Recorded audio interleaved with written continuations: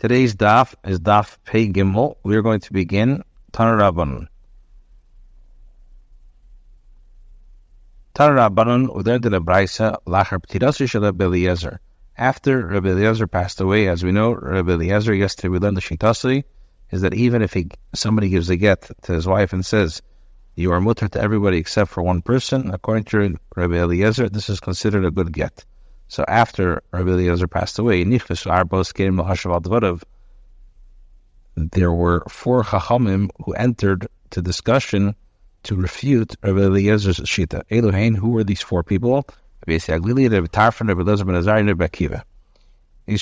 people. Not Rabbi Tarfon, but Amar. Rabbi Tarfon responded to Rabbi Eliezer's opinion, and he said as follows.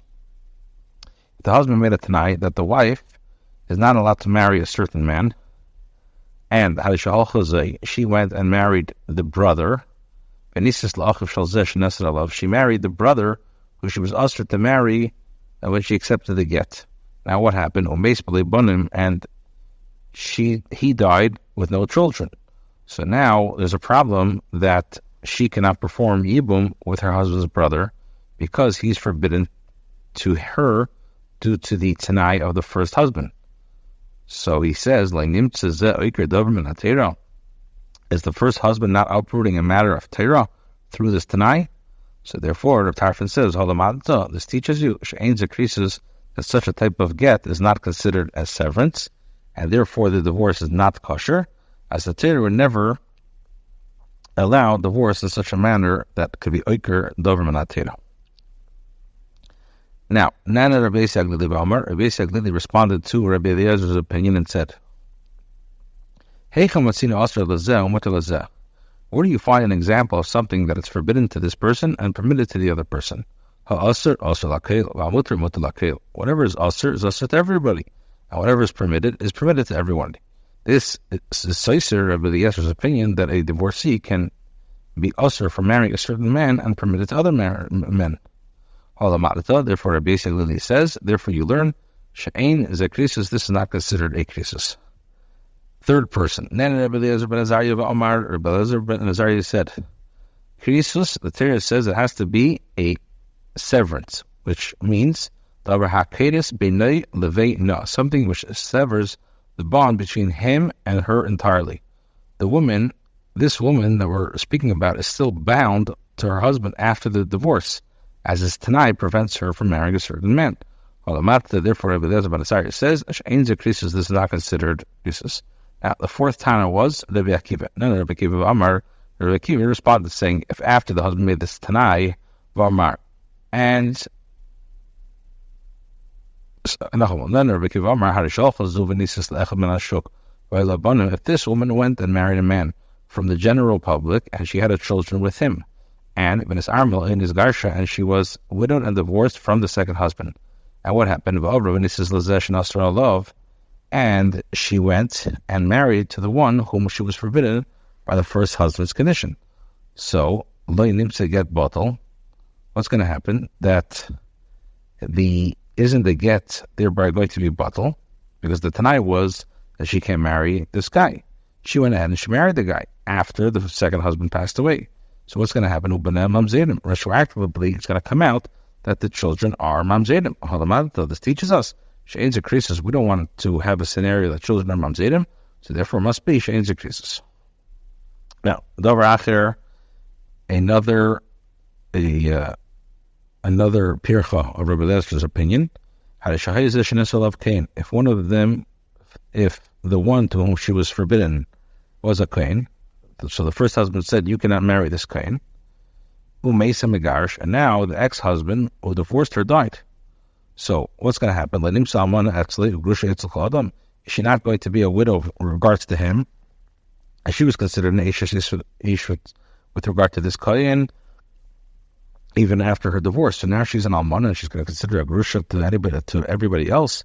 Nevertheless, she's forbidden to him just as she's forbidden to any other kohen. The kal v'chemer, and therefore, I should say from a kal v'chemer, magdisha, grusha shikala. If grusha, which we know is it's a lot minor, is a minor isser, and nevertheless the din is asur b'shul tzad ger shin shaba, she's still also to him because of the tzad gershon. Eishes ish, so for sure, eishes ish, shehi chamudul lekol shenim, for sure, eishes ish, which is a major isser, should apply to every man during the lifetime of the ex-husband, due to the fact that she's considered a married woman with regard to the one man. This teaches us in Zakrisis. Amar the hand of Yeshua, so Yeshua responds, Ein meshivin asari lachar misa. Even though you have objections, one does not refute the opinion of a lion after his death. After a chacham, Atana has passed away, one cannot reject his opinion based on the difficulty with it, as he possibly would have provided an answer had he been presented to him while he was still alive. So therefore, Rabbi Yeshua says, Ein meshivin asari lachar misa. Amar Rabba says, Kula Yisli Pircha Levad Mid Rabbi Elazar ben Azariah. The Leslie Pircha Tanya Nam Hocham Rabbi Reyanis Divri Rabbi Elazar ben Azariah Midiri Kol. So Osai Rava says that all of these refutations you can be Pirichit except for Rabbi Elazar ben Azariah. And Amar Rabbi says, I see that Rabbi Elazar ben Azariah is preferable. Now, the Gemara now discusses the Bryce. Amar Marnener Tar from Amar Hashahochaz of Nisas Lachib. Now, we quoted, Rav Tarfon says that if this woman is going to go marry the brother of the person who she's ushered to be married to, and now they're going to die, he dies without children, so what's going to happen? They can't go ahead and do Yibum, and they're being Oiker Dov Menatera. So the Gemara says, Oiker, you're being Oiker, you Oiker. It's he who is uprooting the mitzvah, not her. Ella, rather, you have to say, Rav Tarfon means that Master Laker Dov Menatera. They're being master, they're stipulating to uproot a manner of Torah. The Gemara says, master, you're saying that they're making a Tanai to uproot something from Torah. Did he say to her that it's not sufficient if she does not marry the brother of that man who is Asatim? Since he did not make the Tanai, he did not uproot something from Torah. It's the woman who uprooted the mitzvah by marrying specifically the man's brother. Ella, rather, you have to say that Rav Tarfon means that the husband is causing a matter to be uprooted in Torah. So the Gemara says, Gaidim, he's causing something to be uprooted in Torah. Elamato, but I'm going to ask you a question. Bas Achiv L'Yisa, one should not marry, we know in Torah, a uncle is allowed to marry his niece. So maybe a uncle should never be allowed to marry the niece. Why? Because maybe the uncle is going to die without children, and then what's going to happen is that technically the daughter is going to have to do Yibum with the father, but she can't. It's also Menateda. So what's going to happen? So it comes out that you're going to be Ekadav Menateda, and we don't say that. So the Gemara says, Hainu Pircha, this is the Pircha against Rav Tarfon's response that Rav was referring to. So the Gemara asks, Uvamai, and with regards to what case did Rav Tarfon be Pircha of Lezer's opinion? If he said that it's regard that case in which the husband said that his wife is permitted to marry any man except for so-and-so, so the height of this pircha is irrelevant. Mishnah Shari Rabbi Eliezer permits the woman to marry this man after she married another man. Tanya is whether a Braisa made Rabbi Eliezer Magarshus Ishtei. Rabbi Eliezer agrees where a man divorces his wife and said to her while handing her the get, Amala said to her, you are mutter to everybody. You are permitted to everybody to marry anybody except for so-and-so. And she went and got married to somebody from the marketplace. And then she widowed or divorced from him. So she that's her love. Rabbi Eliezer agrees that she is now permitted to marry the man whom she was initially also for marrying by the qualifications of her first husband. Elo Balmanas. Rather, Tarfon's Pircha was clearly stated with regard to a case where the woman was divorced on condition that she would not marry so-and-so. A condition still applies after the woman remarries, and it's a violation nullifies the divorce retroactively. Now, Nana Rabbi responded saying, you're telling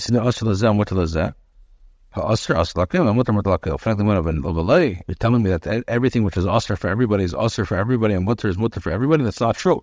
We know by Truma Kachrim, that's asr for a regular person. With Tarzal Kain is allowed to have it. So the answer is Isha Kamrina, we're referring to a forbidden woman. Aren't those women with whom relations are asr the relatives and permitted to others? So the Gemara says Be'ishas Kamrina, we're referring to a woman who's forbidden due to marriage. So the Gemara says, Hade Eishes Ish, isn't a married woman forbidden to all men but permitted to her husband? So the Gemara says, Hainu Pircha, this is Taka the Pircha against her basically the response that Rava was referring to. So the Gemara says, Uva Mai. And with regard to what did Rabbi S Greenwald raise this question? If you're saying that it's regard to a case in which the divorce was granted on condition that she not marry a certain man, she's not entirely forbidden to him. She's permitted to engage in znus with him. The condition was with regards to marriage, not znus. Rather, we're talking about a case where the husband told his wife that she is permitted to marry any man except for so-and-so, rendering her entirely forbidden to that man. Then Rabbi Kiva Amar Shalchazu and this is the Achman Ashukwa Lebanim Nisamla and Iskashmalu and this is Lizashan Esra Love. Like him to get bottle banana I'm saying. So the Gemara asks, Yachi, if this is so, and it's considered that she will eventually violate the condition, so then Bekuli Tanai the Amma Namili Tinosif, any typical condition that the husband attaches to the divorce should not remarry. She should not be able to remarry. Why? Because maybe she's not going to fulfill the Tanai, and then she's going to get remarried, and those children will be Mamzirim. So the Gemara says, "Hainu Pircha." This is Taka the Pircha against Rabbi Kiva that Rava was referring to. And the Gemara asks, if you're talking about in the case of Bachutz, then Mishishar Rabbi Lezer, you can't say that because Rabbi Lezer holds his mutter. Tanya, and the Gemara quotes again, made the Hayya Rabbi Lezer, Megash Sishta Rabbi Lezer, but there's the Chodam, who's from plenty of Volk, when he says, Tachman Ashuk, and Salman is Gash, Shmutter, Sazishna, Asad Love. Ella, rather, if they say Baal Monas, another thing that Rabbi Kiva said is, Hadashaya Zen, Shnasa Love Cain. If the one whom she was forbidden was a Cain, and her ex-husband, Umeza Megash, died, so they named someone at Sloi, so it comes out that she's an Amana to him, a Grusha, it's all Adam, Bakavachim, or Magrusha, she called Sud Mishum Tzad Ger, Shashba, and she says, she Chawad Lekol Shekin. So the one says, Uva Mai. And what, with regard to what case was the objection raised? Ilim, Almanas, if you say it was talking about Almanas, Ari Grusha, Slibus Nus, isn't the woman a divorcee with regards to engaging in Znus behavior with him?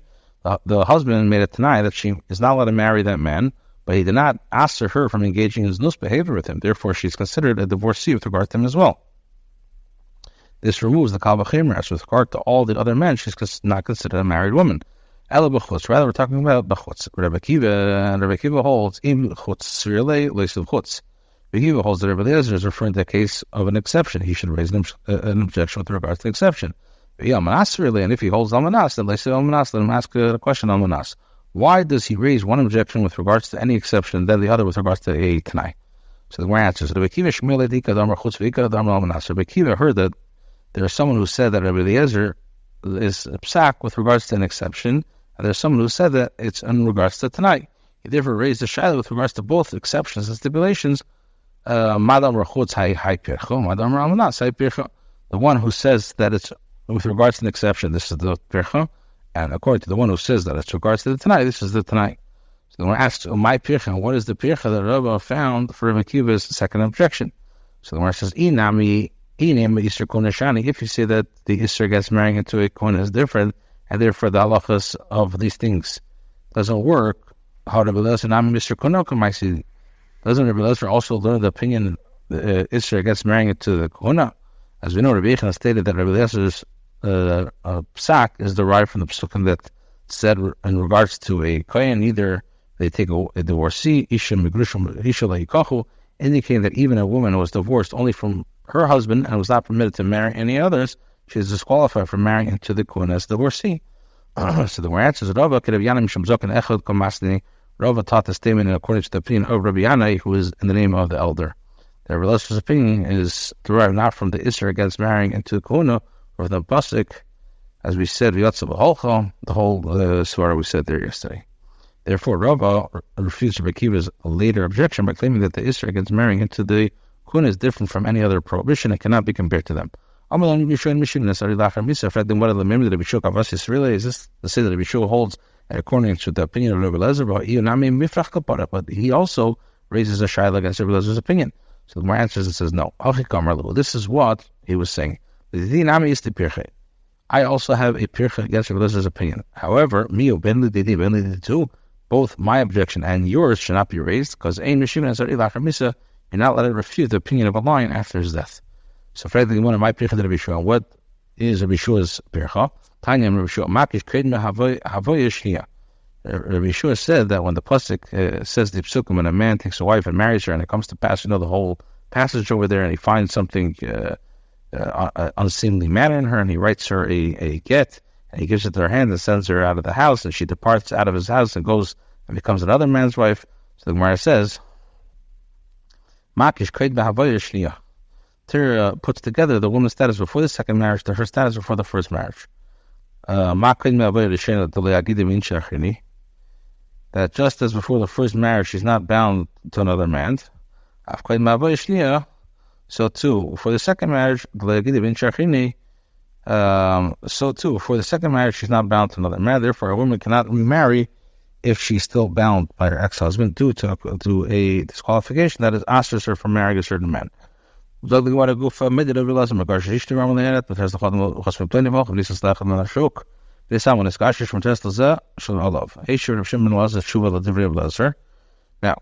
Price continues that Rabbi Shimon Elazar raised a shaila to Rabbi Elazar's statement. Where do we find a situation that in other words, how can the first husband make this woman usher from marrying a certain man, and the second husband makes her permitted to do so after his death or divorcee? It's not true. How do you Yavam the Baal? You said the Baal also be Yavam Mata, the Yavam is Mata. When it says Hossam, Yavam who the costly. There it's the Yavam who renders her forbidden. Since it's not for the Yavam, then she, the Baal, she would have already been released from the Baal of the husband. The Gemara says, we know by a neder, somebody who vows, takes a vow, prohibits something, and the halachic authority could make it permitted. So the Gemara answers, that a chacham can dissolve a vow only through regret of that person that took the vow. Since it's necessary for the person to express regret for taking the vow, it's not actually a halachic authority causes the neder to be mefer. We know by the nullification of a wife's vow by the husband, where the husband's vow created Isser and her husband nullifies the vow. The more answers husband to the Pinchas is afraid of, the one that Pinchas is afraid of, calling the deadest. That's violated there. So whenever a woman takes a vow, she takes a vow on contingent that her husband will consent to take the vow. Therefore, the husband can nullify it. And it increases the records. What do they do? What does the Chacham do with the word krisis? If a man says to his wife, this is your get on condition that you will not drink wine, on condition that you will never go to your father's house, forever, and increases, this is not krisis. As she remains restricted by him for sure. If he makes a tanai that she may not do so for 30 days, then has a krisis, this is krisis. The Chacham derived the term krisis that it has to be any indefinite condition prevents the divorce from taking effect. And from where does the other person, because where does Rabbi Elazar ben Azariah know this principle? Kodesh krisis nafka, they learn this out from the Kodesh krisis, and Ido Kodesh krisis le'darshile, and the Chacham do not darshan this Kodesh krisis interpretation. If a man says to his wife, this is your get on condition that you will not drink wine for all the days of my life. Call you mechaya all the days of my life, and the krisis is not considered krisis. The mechaya pleni, if all the days of their life and so and so, how is there krisis? Where I asks, what is the difference about the case when he mentioned the life of so-and-so, the Talmud Mois Mekayim tonight? It's because perhaps the person will die and she will thereby fulfill the condition allowing her to remarry. So the Gemara says, with regards to his own life, it's also true. Dilma Mois, perhaps he will die and she will thereby fulfill the condition. Why is the divorce invalid in that case? The Gemara says, rather you have to say that the husband tells her, this is your get on condition that you will not drink wine. Call you chayechi all the days of your life. And the krisis is not considered krisis because the wife will never be released from the restriction. Call you chayai for all the days of my life, or plenty, or the days of the life of so and so. Then as a krisis, this is considered krisis as the condition can potentially be fulfilled during her lifetime. But you so Rava asked a child before Nachman, if a man hands his wife a get and says to her, Hayemi, he says a very funny expression. He says, today you're my wife and tomorrow you're not my wife. So the question is, Mama, what's the halacha? And Gemara says, this question is, this dilemma is raised according to the opinion of the Rabbi Elazar and the Chacham. The question could be raised according to Rabbi Elazar because Atkan, like Rabbi Elazar, because Rabbi Elazar says that when you permit, it has to be permitted forever. You're not permitting forever. Or perhaps, according to Rabbi Elazar, in both cases, Rabbi Elazar holds that the divorce takes effect. By the Rabbanan, the question is according to Rabbanan.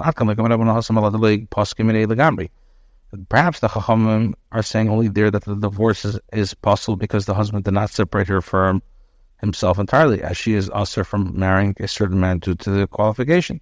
But here the divorce takes effect, given the Paske, as once he separates her, even for a limited period of time, Paske, he has separated her entirely. Or says, after Rava raised the Shiloh, how the Pasha, then he resolved the answer, and he says, Mistabra, it makes sense to say, Ben the Belazar, Ben the Rabbanan, according to both of them, keeping the Paski, once he separates her, Paski has separated her entirely by rendering her entirely permitted for one day, he dissolves the bond between them and the divorce takes effect.